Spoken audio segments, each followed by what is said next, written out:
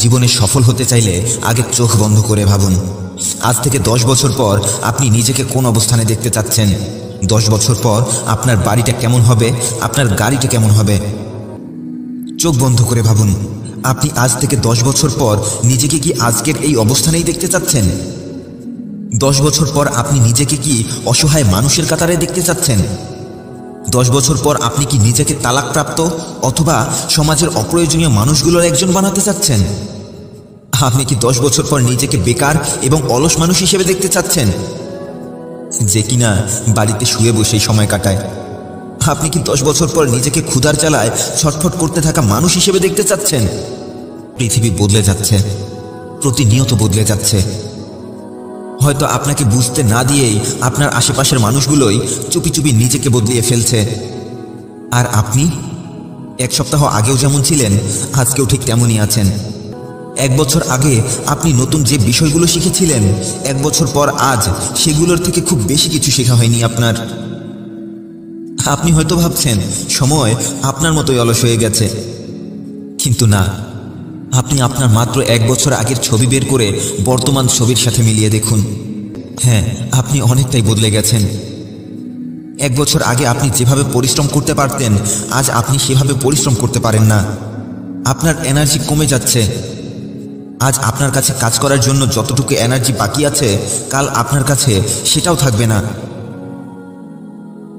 বয়স বাড়ার সাথে সাথে আপনার এনার্জিও কমতে থাকবে। আপনি আজ যদি আপনার সময়কে কাজে না লাগান, তাহলে আপনি ভবিষ্যতে এতটাই পেছনে পড়ে যাবেন যে আজ আপনার আশেপাশে যারা আছে, কাল হয়তো তাদের সাথে দেখা করতে গেলেও আপনার লজ্জা লাগতে পারে। এই পৃথিবীতে কেউ আপনাকে সাহায্য করতে পারবে না যতক্ষণ আপনি নিজেকে সাহায্য করবেন না। যতক্ষণ আপনি আপনার জ্ঞান বৃদ্ধি করবেন না, ততক্ষণ আপনার পকেটে টাকা আসবে না। আপনি নিজের অলসতার কারণেই আজকে পেছনে পড়ে আছেন। এখানে অন্য কারো দোষ নেই। কেউ যদি আপনাকে ধোঁকাও দিয়ে থাকে, তাহলে সেটাও আপনার নিজের ভুলের কারণেই। কারণ আপনি ভুল মানুষকে বিশ্বাস করেছেন। আপনি সঠিক মানুষ নির্বাচন করতে পারেননি। নতুন নতুন কাজ শিখুন। নতুন নতুন কাজ শেখার মাধ্যমে নিজেকে আপডেট করুন।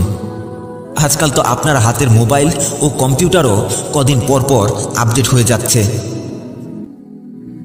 কষ্ট তো আপনাকে করতেই হবে। হয় আজ কষ্ট করুন, নয়তো কাজ করার এনার্জি শেষ হয়ে গেলে সারাটা জীবন কষ্ট করেই আপনাকে বাঁচতে হবে। অন্যের দোষ খোঁজা বন্ধ করুন। নিজের সাথে মিথ্যে কথা বলা বন্ধ করে অকপটে নিজের অলসতা স্বীকার করুন।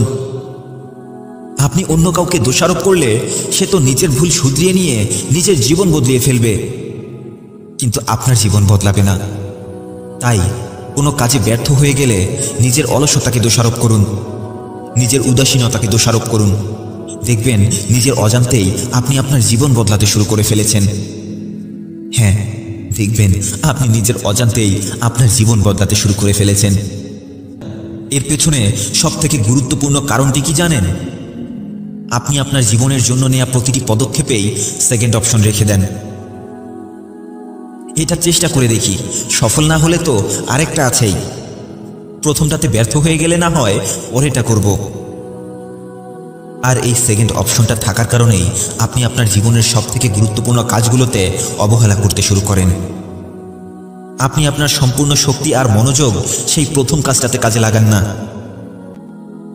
2 কাজ একসাথেই করার চক্করে আপনার কোনো কাজ সঠিকভাবে হয় না। আপনি দিন শেষে একটার পর একটা সব কাজেই হেরে যেতে থাকেন। যে কোনো একটা কাজে মনোযোগ দিন। সেই কাজটা ছাড়া আপনি অন্য কোনো কাজে আপনার সফলতা চান না, এমনটা ভেবেই আপনি আপনার কাজে নেমে পড়ুন। আপনার হাতে আর খুব বেশি সময় নেই, এমনটা ভেবেই আপনি আপনার জীবনের সব কাজ শুরু করুন।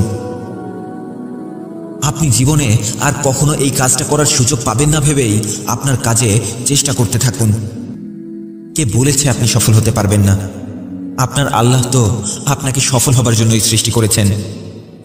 কিন্তু আপনি যদি ময়দানে নামার আগেই হার মেনে নেন, নিজেকে দুর্বল ভাবতে শুরু করেন, তাহলে তো কখনোই সফলতার দেখা পাবেন না। একটি কথা মনে রাখবেন, পানিতে না নেমে, পানিতে নিজের শরীর না ভিজিয়ে যেভাবে সাঁতার কাটা শেখা যায় না, ঠিক তেমনিভাবে আপনি যে কাজটা কখনো করার চেষ্টাই করেননি, সেই কাজটা আপনি কখনো শিখতে পারবেন না। যত কষ্টই হোক কখনো হাল ছেড়ে দেবেন না। কিন্তু কেউ তার অলসতাকে পরিবর্তন করতে চায় না। সবাই রাত জেগে জেগে স্বপ্ন দেখে, কিন্তু কেউ খুব ভোরবেলা উঠে নিজের স্বপ্ন বাস্তবায়ন করার লক্ষ্যে পরিশ্রম করতে চায় না। রাত জেগে জেগে স্বপ্ন দেখা অনেক সহজ, কিন্তু রাতে তাড়াতাড়ি ঘুমিয়ে ভোরবেলা উঠে নিজের স্বপ্ন বাস্তবায়ন করার জন্য কাজ চালু করাটা অনেক কঠিন। নিজেই নিজেকে মিথ্যে বলে সান্ত্বনা দেয়া বন্ধ করুন। নিজেই নিজেকে ধোঁকা দেয়া বন্ধ করুন। অন্য মানুষ আমাদের যত বড় ধোঁকাই দিক না কেন, হ্যাঁ, আমরা নিজেরাই নিজেদেরকে যত বড় ধোঁকার মধ্যে ডুবিয়ে রাখি, তত বড় ধোঁকা আর অন্য কেউ আমাদেরকে দিতে পারে না।